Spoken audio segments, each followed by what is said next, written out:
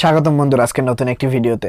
বন্ধুরা আজকে আমরা একটি লো বাজেটের ফোনের একটি রিভিউ করতে চলেছি তথা স্পেসিফিকেশন এবং যে ফিচার রয়েছে সেটি ফোনটির দামের সাথে সামঞ্জস্য কিনা তাই আপনাদের সামনে কিন্তু উপস্থাপন করব। বন্ধুরা ফোনটির যে লো বাজেটের সেটা কিন্তু আমরা এর লুকস দেখে কিন্তু বোঝা যাচ্ছে না। ফোনটির লুকস দেখে মনে হচ্ছে যে 15 থেকে 18 বা 20,000 দামের কিন্তু ফোন এটি। বন্ধুরা ফোনটির দিকে যদি আমরা লক্ষ্য করি ফোনটির ডিসপ্লেতে দেওয়া হয়েছে 6.5 ইঞ্চি এর IPS LCD ডিসপ্লে এবং হ্যাঁ বন্ধুরা 60 হার্টজের কিন্তু রিফ্রেশ রেট থাকছে। বন্ধুরা তার আগে ফোনটির দামটি আপনাদের একটু বলে দিই। ফোনটি কিন্তু ইন্ডিয়ান মার্কেটে 6,999 টাকা, বাংলাদেশে কি প্রাইস পড়বে ভিডিও শেষে কিন্তু আপনাদেরকে জানিয়ে দেওয়া হবে।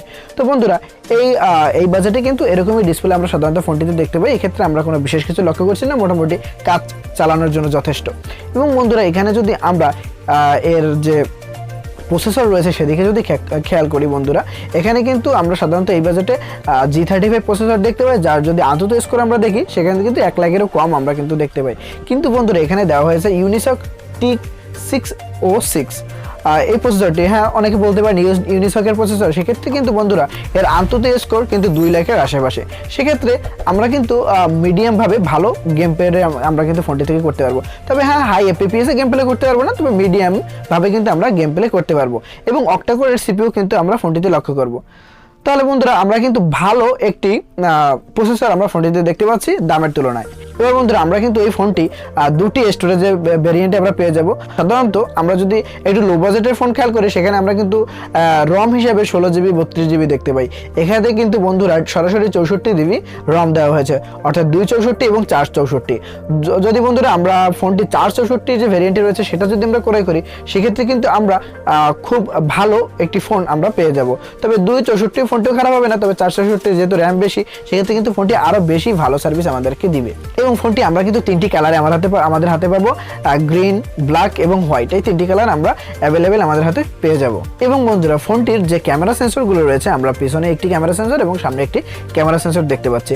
আমরা যে ওই 2 মেগাপিক্সেলের যে ক্যামেরা সেন্সরগুলো, যে 2-3টা ক্যামেরা সেন্সর দেওয়া হয়েছে শো আপের জন্য, এরকম কিন্তু ক্যামেরা সেন্সর এবার ফোনটিতে দেওয়া হয়নি, যেটা আমার কাছে মনে হয় খারাপ নয়। শুধু দেখানোর জন্য ক্যামেরা সেন্সর দেওয়ার কোনো প্রয়োজন নেই। এখানে কিন্তু আমরা বন্ধুরা পিছনে 13 মেগাপিক্সেলের একটি AI ক্যামেরা সেন্সর দেখতে পাবো এবং সামনে 5 মেগাপিক্সেলের একটি ক্যামেরা সেন্সর দেখতে পাবো। এবং এই পিছনে ক্যামেরা সেন্সর বা মেইন ক্যামেরা সেন্সর দিয়ে আমরা 180p এর কিন্তু ভিডিও রেকর্ডিং আমরা করতে পারবো। তো যথারীতি মোটামুটি কিন্তু আমরা ভিডিও ফোনটা থেকে রেকর্ড করতে পারবো এবং ক্যামেরার দিকে মোটামুটি পারফরমেন্স আমরা দেখতে পাবো। খুব ভালো পারফরমেন্স কিন্তু আমরা আশা করতে পারি না যে 48 মেগাপিক্সেলের ক্যামেরাকে কম্পিট করবে, বা মোটামুটি যে ফ্ল্যাগশিপ লেভেলের ফোন আছে বা মিড রেঞ্জের ফোন আছে সেখানে যে কম্পিট করবে সেরকম না। তবে দাম অনুযায়ী খুবই ভালো কিন্তু আমরা ক্যামেরা সেন্সর দেখতে পাচ্ছি এবং AI সেন্সর থাকায় কিন্তু আমরা ফোনটি খুবই ভালো ছবি আমরা তুলতে পারবো। ফোনটির অপারেটিং সিস্টেম হিসেবে আমরা দেখতে পাচ্ছি Android 13 এবং Android Go।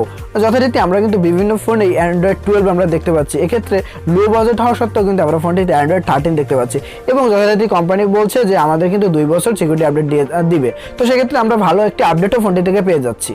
ফোনটিতে দেওয়া হয়েছে 5000 mAh এর একটি ব্যাটারি এবং 10 ওয়াটের একটি চার্জার। ফোনটির যদি আমরা পোর্টস এবং বাটনসের দিকে খেয়াল করি, 3.5 mm এর হেডফোন জ্যাক, লেফট সাইডে আমরা দেখতে পাবো একটি সিম ট্রে যেখানে 2টি সিম এবং একটি SD কার্ড স্লট দেওয়া হবে, যেখানে আমরা 1 TB পর্যন্ত কিন্তু একটি মেমোরি আমরা এখানে ইনক্লুড করতে পারবো।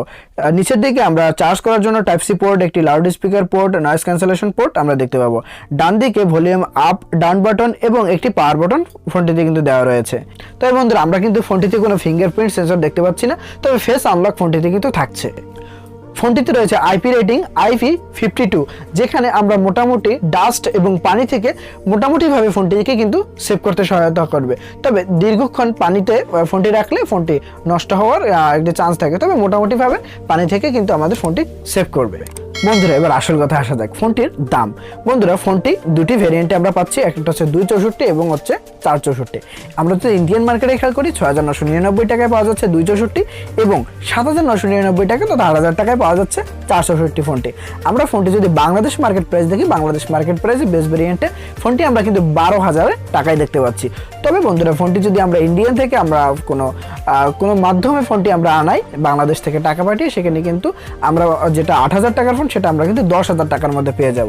তো এই দাম অনুযায়ী ফোনটির কিন্তু বিশেষ কয়েকটি জিনিস আমার খুবই ভালো লেগেছে, বিশেষ করে যে র্যাম সেটিংসটি যে 464 264, তারপরে যে ইউনিসকের প্রসেসর যেখানে আমরা আন্তর্জাতিক স্কোর কিন্তু 2 লাখের আশেপাশে দেখতে পাচ্ছি, এই জিনিসগুলো কিন্তু আসলে আমার কাছে খুবই ভালো লেগেছে। বন্ধুরা এই ছিল আজকের ভিডিও, এবং বন্ধুরা হ্যাঁ অবশ্যই কমেন্ট করে জানাবেন যে Motorola Moto E13 ফোনটি আপনাদের কাছে কেমন লেগেছে, এবং আমার নতুন নতুন ভিডিওর জন্য চ্যানেলটিকে সাবস্ক্রাইব করে বেল আইকনটি প্রেস করে দিবেন যাতে আমার নতুন ভিডিওগুলো আপনাদের কাছে সর্বপ্রথম পৌঁছায়। এবং হ্যাঁ বন্ধুরা, ভিডিওটিতে একটি লাইক করতে ভুলবেন না। ধন্যবাদ, ভালো থাকবেন সকলে।